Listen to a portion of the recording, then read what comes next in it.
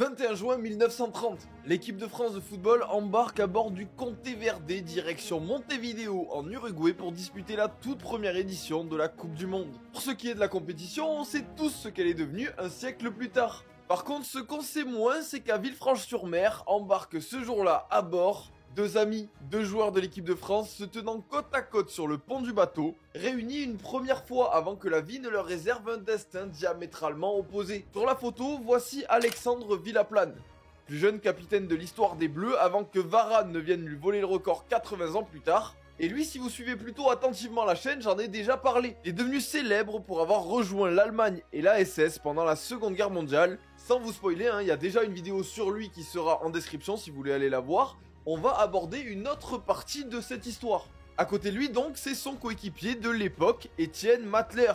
Lui aussi va devenir capitaine de l'équipe de France un peu plus tard, mais pour l'instant c'est un simple travailleur à l'usine à qui la vie a réservé un tout autre destin.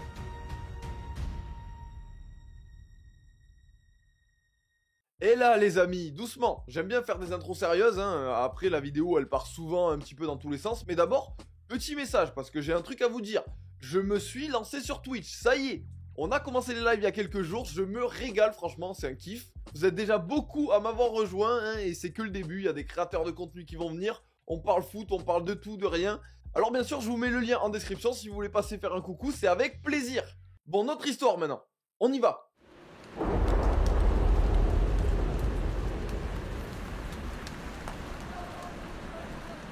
Dans la nuit du 24 décembre 1905, à la veille de Noël, la famille Matler accueille un sixième enfant, le petit Étienne, héros de la vidéo du jour. Un petit garçon qui va vite devenir autonome et qui va toucher un petit peu à tout. Le petit est sous Red Bull, il a une énergie de dingue, donc ses parents, ils vont lui trouver pas mal d'activités pour essayer de le calmer. Ils l'inscrivent à la gymnastique, à l'athlétisme, au football quand il a 12 ans, à la boxe à 15 ans.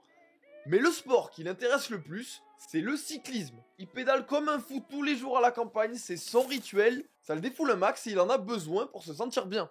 Et mine de rien aussi, ça commence à lui donner une condition physique plutôt pas mal. Etienne en plus, c'est pas du tout le genre à être hyper doué dans un truc de base, mais quand il commence un truc, il en fait tellement en fait que au final, il devient souvent meilleur que ceux qui partent avec l'étiquette du favori. C'est donc comme ça qu'il va remporter quelques courses d'athlétisme, des compétitions de lancer de poids et puis finir 3ème d'une course cycliste en Alsace, performance où il va être remarqué et ça va lui ouvrir les portes peut-être d'une future carrière dans le vélo. Du moins c'est ce qu'il imaginait, sauf que lors de son adolescence, il perd son frère Charles qui meurt brutalement dans un accident de vélo. Hors de question pour lui de remonter un jour sur un 2 roues. Il va mettre pas mal de temps à s'en remettre et finit par changer d'air. Et le destin l'amène à Paris. Il s'en va suivre une formation pour devenir tourneur pendant quelques mois afin de travailler en usine.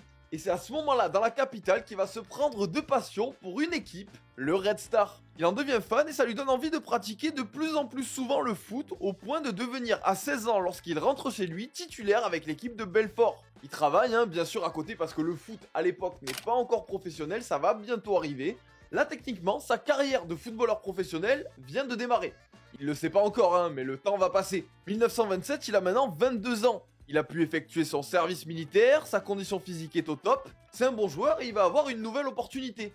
L'AS Strasbourg, club plutôt réputé à l'époque qui évoluait avant la fin de la Première Guerre mondiale en D1 allemande. En Alsace, il impressionne au point de recevoir une convocation pour aller jouer avec l'équipe de France B avant de redéménager vers un club qui va changer sa vie, Sochaux.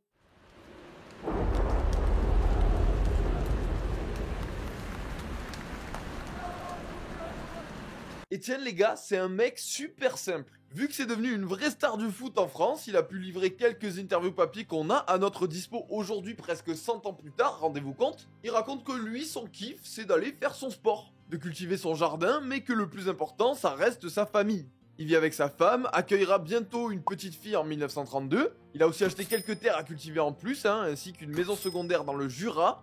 Il s'entraîne tous les jours, mange équilibré, il boit du vin, presque pas de café, il dort beaucoup, c'est le Cristiano Ronaldo d'il y a 100 ans. Les gars, premier degré, il n'y avait même pas encore officiellement de professionnalisme en France, je suis choqué de voir à quel point son hygiène de vie, elle était carrée. À part le vin bien sûr, mais ça a changé avec le temps. Après c'est peut-être parce que le FC Sochaux, c'est des précurseurs. Ça va être un des tout premiers clubs pro de France au début des années 30. Le club appartient à la famille Peugeot, dont l'usine est située dans la ville. Donc en moyennant un petit travail en usine en plus, Etienne est l'un des premiers joueurs à être rémunéré pour une activité de footballeur. Et en plus de sa vie qui honnêtement pour l'époque, elle est royale, il devient titulaire en équipe de France. Et il va comme ça à la Coupe du Monde 1930 en Uruguay.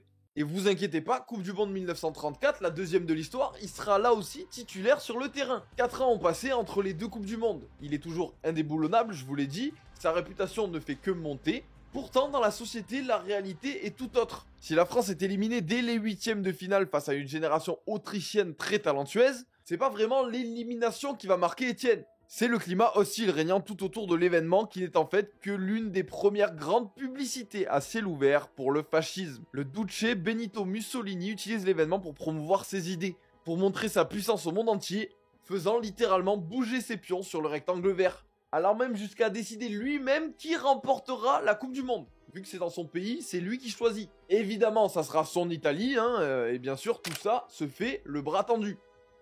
Plutôt interpellant à l'époque comme événement. Surtout que c'est pas les échos rapportés dans la presse des autres pays européens qui vont rassurer le peuple français, car en Espagne le ton monte de plus en plus au sein des différentes partis politiques, et en Allemagne depuis une année maintenant, Hitler est au pouvoir. Pourtant à l'instant T, quand les Bleus rentrent d'Italie de la Coupe du Monde éliminés dès les huitièmes de finale, Etienne n'a pas le temps d'expliquer ce ressenti plutôt bizarre qui l'envahit. Et oui, les Bleus sont accueillis à la gare par des centaines de personnes, des fans qui ont suivi de loin cette aventure. Dans les stades, le week-end par contre, ils sont des milliers à se déplacer et vont être encore plus à Sochaux les années qui vont suivre. Tenez-vous bien, c'est l'époque où Sochaux c'est limite le meilleur club de France. En 1935, ils deviennent champions pour la première fois. En 1937, Etienne soulève la Coupe de France à Paris devant 40 000 spectateurs. On peut se dire que ça y est, il va commencer à lâcher, il est peut-être au sommet de sa carrière. Non, vous connaissez pas encore bien le personnage. En 1938, l'année qui suit, il remporte le championnat de France avant d'être le capitaine de l'équipe de France à la Coupe du Monde organisée en France en 1938. Est-ce que vous imaginez le niveau de resta que c'est actuellement en fait? Dans sa Coupe du Monde, la France tape la Belgique mais échoue en quart de finale face à des Italiens qui remporteront une nouvelle fois la compétition. Toujours le bras tendu en guise de célébration, un geste qui rappellera une nouvelle fois à tout le monde que la situation en Europe à l'époque, elle est de plus en plus tendue. Surtout qu'à cette Coupe du Monde, il y a une équipe qui a dû déclarer forfait, l'Autriche. Pourquoi? Parce que l'Autriche n'existe plus. Elle s'est fait annexer quelques mois avant le début de la compétition par l'Allemagne, qui prendra aussi les Sudètes en septembre. À l'issue de cette longue période où Etienne est limite au sommet de la gloire, il y en a beaucoup qui sont en fait étonnés de le voir continuer sa carrière à son âge, alors que le gars a tout à côté. Il a de l'argent, il a un métier, il a une famille, il a des maisons, il a des jardins. Etienne a encore des choses à offrir. Il a décidé et il va faire. À la fin de l'année 1938, l'équipe de France va se rendre en Italie pour rejouer une nouvelle fois face aux Italiens. Cette fois, c'est un match amical qui est organisé face au double champion du monde. Et lors de ce match, qui au passage n'aura rien d'amical, vous allez le voir, Étienne Matler devient le joueur le plus capé de l'histoire de l'équipe de France, avec 41 sélections. Il se présente donc à Naples, brassard de capitaine sur le bras, et commence à chanter la Marseillaise.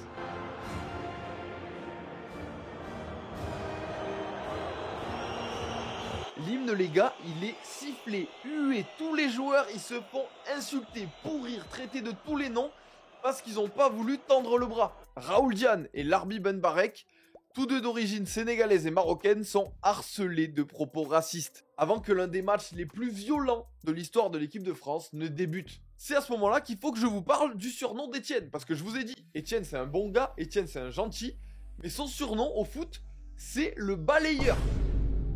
C'est un genre de Pep, de Stam de l'époque, il faut pas le faire chier. Et ce qu'ont fait les Italiens ce jour-là, ça l'a marqué à vie, autant peut-être que la mort de son frère. Et bafouer ses amis, ses coéquipiers, l'hymne de son pays, là, il s'est senti attaqué.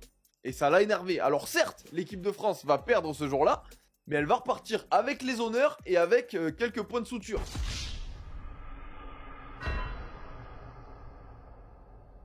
Après le match dans un café, une fois qu'il avait pu se faire recoudre, parce qu'il était ouvert de partout, il est pris à part par des supporters italiens une nouvelle fois, mais cette fois, pas question de se taire.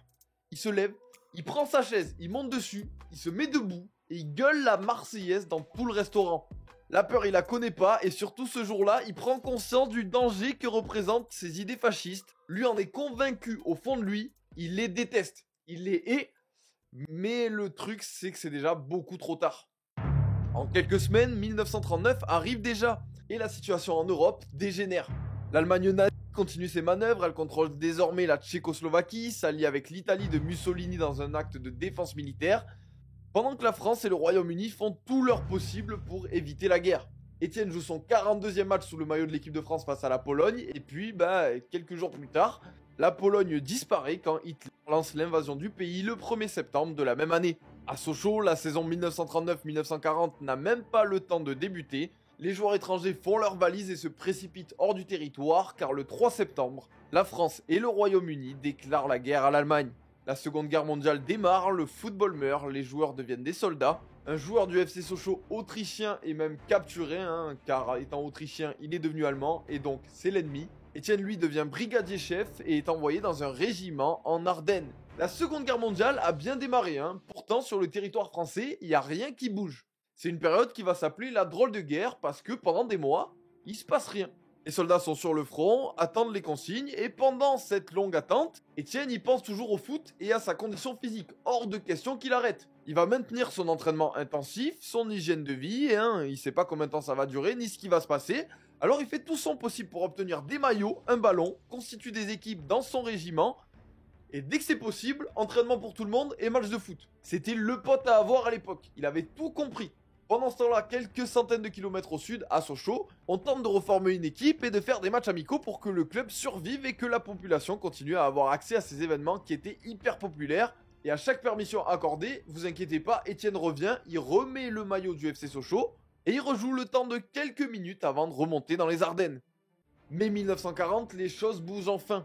Il lance une offensive sur le front de l'Ouest contre les Pays-Bas, la Belgique, le Luxembourg et la France. Et cette vague allemande, elle est inarrêtable. En 4 jours, les Pays-Bas capitulent. Les Allemands contrôlent une partie de la Belgique et s'apprêtent déjà à atteindre Dunkerque. Les lignes françaises sont dépassées, elles n'avaient pas du tout anticipé de telles attaques. Et la plupart des troupes se trouvent à l'est, le long de la Meuse. Et si toutes les infanteries sont dépassées et capitulent une à une, la 14e division, elle, tient tête aux nazis. Ils lâchent rien, ils ralentissent considérablement la progression des Allemands. Et bien entendu, c'est la division d'Étienne. Comme sur le terrain, il lutte sans relâche pour défendre son pays, et même s'il finit par être fait prisonnier, ce combat a peut-être sauvé des centaines de milliers de soldats britanniques bloqués et encerclés à Dunkerque, qui ont pu rejoindre à temps le Royaume-Uni. Les combats n'ont démarré que depuis un mois, et pourtant, le 22 juin 1940, le maréchal Pétain signe l'armistice et entérine la défaite de la France. L'Allemagne a gagné la guerre et le territoire est maintenant occupé.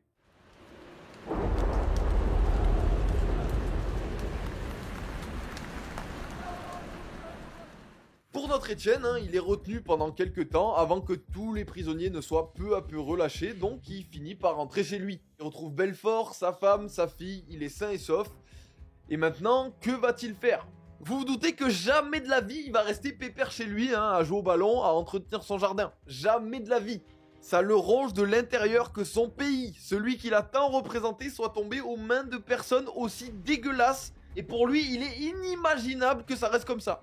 Je vous l'ai dit, le balayeur, il ne faut pas se le mettre à dos. Alors officiellement, il retourne s'occuper du FC Sochaux, où il est joueur et aussi éducateur sportif avec des enfants. Et puis c'est un père de famille qui prend du temps pour ceux qu'il aime et pour son jardin, oublions jamais. Officieusement maintenant, le gars entre dans la résistance. Et en quelques semaines, ça devient un pilier de sa région. Difficile autant de temps après de savoir exactement ce à quoi il a participé, mais on sait qu'il collectait des informations, qu'il distribuait du courrier, que sa maison de campagne dans le Jura, elle servait en fait de cache d'armes, je sais pas combien il en avait, mais t'inquiète, il y avait de quoi tout faire péter. Il réceptionne la nuit des munitions parachutées, il cache et il héberge des prisonniers politiques condamnés à mort, et il participe, c'est que mon avis là par contre, aux attentats terroristes effectués à l'usine Peugeot de Sochaux. Son usine qui pendant la guerre est réquisitionnée pour produire du matériel aux Allemands. Ça aussi, je peux pas croire qu'il ait pu l'accepter sans rien dire.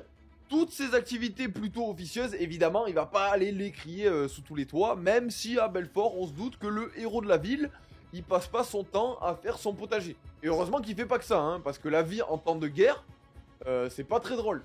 Le FC Sochaux perd ses matchs, se prend des énormes scores, perd son statut professionnel, est obligé de fusionner avec un autre club pour survivre.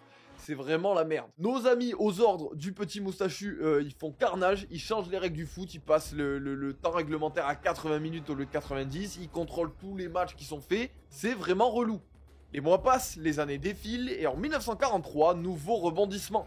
Sochaux est vraiment trop en galère, hein. Niveau thune, ça va vraiment pas. Et un nouveau club professionnel est créé à Nancy pour aller jouer le nouveau championnat de France qui va enfin reprendre après 4 ans d'interruption. 7 joueurs de Sochaux plus l'entraîneur partent à Nancy pour jouer et gagner leur vie, mais pas Étienne Matler.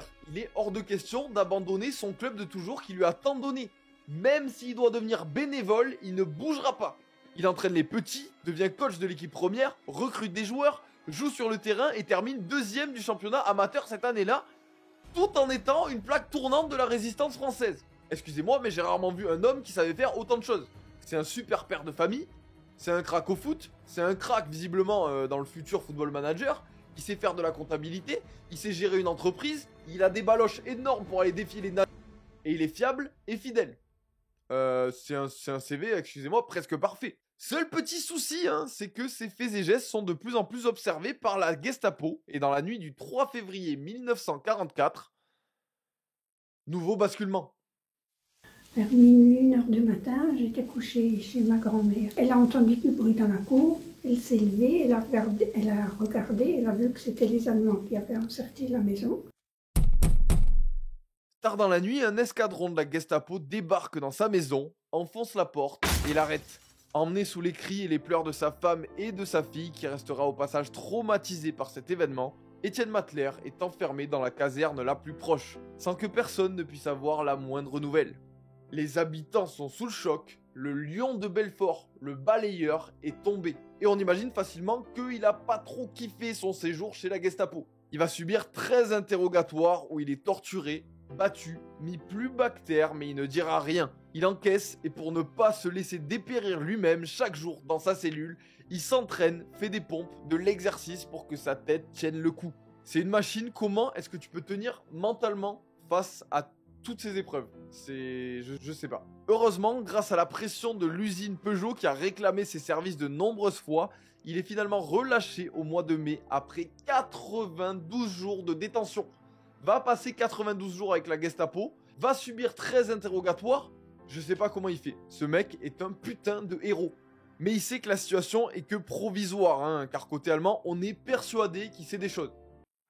Ils ont raison, hein, des choses, il doit en savoir un sacré paquet. À peine rentré chez lui, à peine sa famille retrouvée qui lui avait pourtant tant manqué, il fait une petite valise et décide de se barrer le plus loin possible parce qu'il sait que sinon il est cuit. Et il ne lâchera pas avant d'avoir terminé ce qu'il a commencé. Il part à pied en direction de la Suisse où il espère retrouver d'autres résistants qui se sont réunis derrière la frontière. Après des jours de marche, il arrive à convaincre un fermier de le laisser se cacher dans une charrette remplie de paille. Sauf qu'à la frontière, évidemment, la charrette est fouillée. Un soldat vient pour l'inspecter, prend une fourche, la plante dans la paille, et par miracle, il touche pas Étienne. Ça passe, ni vu ni connu, il est officiellement en Suisse et se met à la recherche d'alliés. Et mine de rien, hein, on parle depuis tout à l'heure, mais le temps avance. Et on est déjà au mois de juin 1944. Un mois où l'histoire va accélérer. 6 juin 44, les Alliés débarquent en Normandie pour libérer la France. La guerre est en train de tourner et un espoir renaît. La même semaine a malheureusement lieu plusieurs massacres, dont celui de Mussidan en Dordogne, tuant 52 personnes, hommes, femmes, enfants, réalisé par les soldats dirigés par le nouveau SS Alexandre Villaplane. Le gars de la photo du début, l'ancien capitaine de l'équipe de France et ami d'Étienne. Mais toutes ces infos, hein, il les a pas encore. Lui, il est en Suisse et il apprend seulement en juillet que la France a repris la guerre. Vous êtes des fous, il a appris la nouvelle, il a fait sa valise instantanée, son sac à dos, il est parti direction la France, il veut aller mater du... Il rejoint donc la première armée française sous les ordres du général Delattre de Tassigny. À l'ouest, l'offensive nord-américaine fait ravage. Les Alliés progressent et en août, le général de Gaulle marche dans Paris. La capitale est libérée, mais les combats s'intensifient sur les autres fronts. À l'est, le pays est toujours sous contrôle allemand et une bataille fait rage pendant plusieurs mois. Nous sommes désormais en septembre 1944. Alors qu'Étienne a quitté Belfort depuis maintenant 4 mois, des rumeurs font l'état de l'arrestation et de la mise à mort de l'ex-capitaine des Bleus. Ce gars, c'est un super héros, vous avez pas compris encore. Jamais de la vie il va mourir comme ça. Novembre 1944, Belfort est libéré et devinez qui c'est qui marche au premier rang de l'armée qui arrive? Étienne, revenant, tout le monde est forcément ému de le retrouver, tout le monde le croyait mort. Et lui non, il a juste pas voulu donner de nouvelles, pour pas causer de représailles à qui que ce soit. Il est bien vivant, il est remonté comme une pendule, il veut prendre sa revanche. Et au même moment, Alexandre Villaplane est condamné à mort pour avoir trahi son pays et participé à la déportation et au massacre de dizaines de civils, 2 capitaines de l'équipe de France et 2 destins que tout oppose. La France est libérée, a gagné la guerre, on peut rejouer au foot, le FC Sochaux est de retour, redevient indépendant, professionnel, son usine Peugeot, elle reprend son activité de plus belle, mais c'est pas du tout suffisant pour Étienne. Étienne, il veut fracasser le fascisme, y mettre un terme. Alors il va rester que quelques jours chez lui. Ensuite, il reprend son fusil et il va continuer la guerre. Avec les Alliés, il repousse les troupes allemandes vers le nord-est, avec pour objectif d'atteindre et de prendre la capitale, Berlin. Pendant 6 longs mois, les combats continuent et les soldats parcourent des kilomètres, gagnant chaque jour quelques mètres sur l'ennemi, qui au passage est en train de se faire péter la gueule de l'autre côté par les soviétiques. Mais arrivé à Berlin, dans le sprint final de cette seconde guerre mondiale commencée 6 ans plus tôt, une grenade arrive tout près de lui et explose.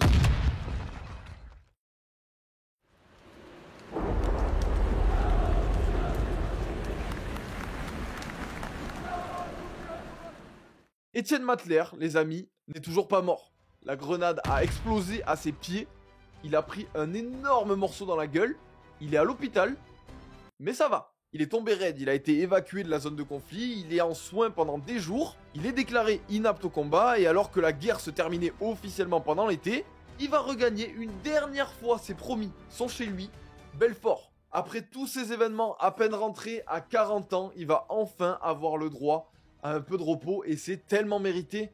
Et c'est aussi tellement faux les gars, c'est Étienne, il rentre chez lui, il sort de l'hôpital, il reprend sa carrière de footballeur à 40 piges, il s'arrêtera jamais. Il remet le maillot de Sochaux, il veut pas lâcher, il fera une dernière saison d'entraîneur-joueur avant de bel et bien arrêter sa carrière et d'ouvrir un bar à Belfort. Ça voilà, c'est de la retraite qu'on kiffe. Il ouvre son petit PMU dans sa ville, il profite de son potager, de sa famille et il se repose. Enfin, pour de vrai, en 1967, il deviendra chevalier de la Légion d'honneur lorsque son histoire commencera à s'ébruiter un petit peu dans tout le pays. Il terminera ensuite sa vie chez lui avant de s'éteindre de vieillesse à 80 ans en 1986. A noter qu'aujourd'hui, un stade de Belfort porte son nom. Voilà, c'est comme ça que se termine l'histoire d'Étienne Matler. Je pense que vous avez compris pourquoi je vous l'ai raconté aujourd'hui. De 1, parce qu'on la connaît pas trop, et de 2, parce qu'elle a une importance capitale. Dans une période relativement complexe comme celle que nous vivons aujourd'hui, avec la remontée du fascisme et de l'extrême droite en France, en Europe et dans le monde, je trouve que ça fait un peu de bien de voir que des personnes qui avaient tout dans leur vie, tout pour être heureux, sont allées jusqu'à la risquer plusieurs fois pour faire dégager ce genre de personnes. À méditer et surtout à ne jamais oublier. Merci de m'avoir suivi, ciao! À Sochaux, il ne fallait pas se plaindre. On a gagné le championnat amateur, championnat professionnel, la Coupe de France. Il ne faut pas se plaindre.